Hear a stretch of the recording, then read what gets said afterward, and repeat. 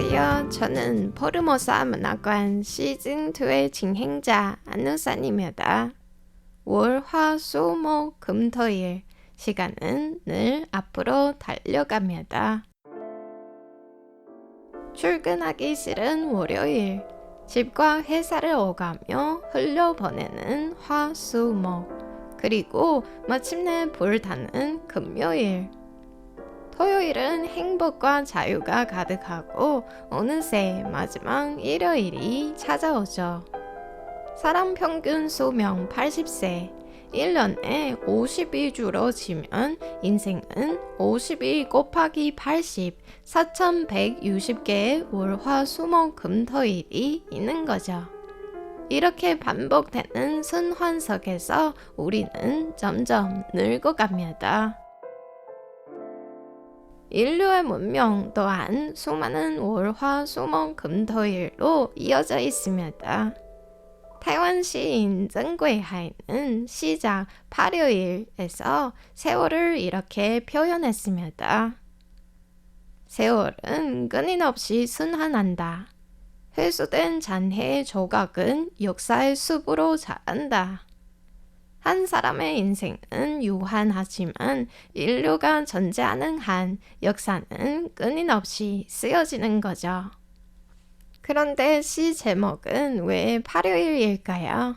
중국어에서는 요일을 숫자로 부르는데 월요일은 1요일, 화요일은 2요일, 수요일은 3요일, 목요일은 4요일, 금요일은 5요일, 토요일은 6요일, 그리고 일요일만은 한국어와 같은 일요일 또는 천요일입니다. 왜 그럴까요?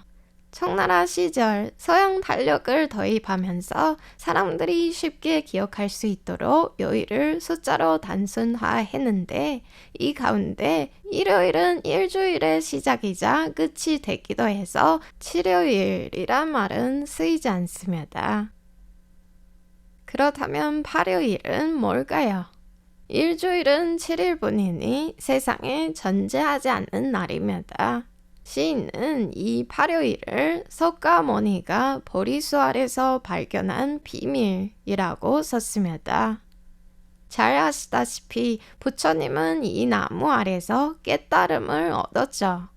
월요일부터 일요일까지가 석세 반복이라면 8요일은 생과 죽음의 순환을 벗어난 깨달음의 날 혹은 해방의 날이라 할 수 있습니다. 이 시는 시인이 생전에 남긴 마지막 작품이기도 하는데 인생의 끝에서 시간의 굴레를 뛰어넘고 마침내 진정한 자유에 다다른 곳이겠죠. 그럼 오늘은 시인曾贵海와 그의 작품을 함께 만나봅니다. 시인이자 의사 그리고 사회운동가, 다양한 얼굴을 가진曾贵海는 한 인터뷰에서 하나만 고른다면 무조건 시인이다 라고 말했습니다. 60년 동안 중국어, 하카오, 타이완어로 500편이 넘는 시를 발표하며 삶의 끝까지 창작을 이어갔습니다. 그는 지난해 세상을 떠나지만 고향 가오슝시와 유가족의 노력으로 마지막 시작 8요일의 이름을 딴 시집이 출판됐습니다. 13편의 유작은 영어로도 번역돼 중국어와 나란히 실렸습니다. 시인과 30년 넘는 친분이 있는 천치마이 가오슝시장은 이렇게 말했습니다.曾贵海는 의수로 환자를 치유할 뿐만 아니라 글과 행동으로 사회를 위로했다. 문학, 환경, 인권, 교육 개혁까지 그는 언제나 온유하지만 강인한 몸짓으로 가오슝과 타이완을 위해 평생을 헌신했고 많은 사람들에게 좋은 영향을 주었다.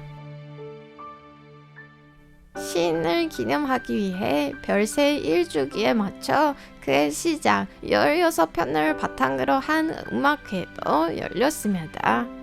클래식, 록, 보사노바, 재즈까지 다양한 장르가 어우러져 시를 음악으로 재해석했죠.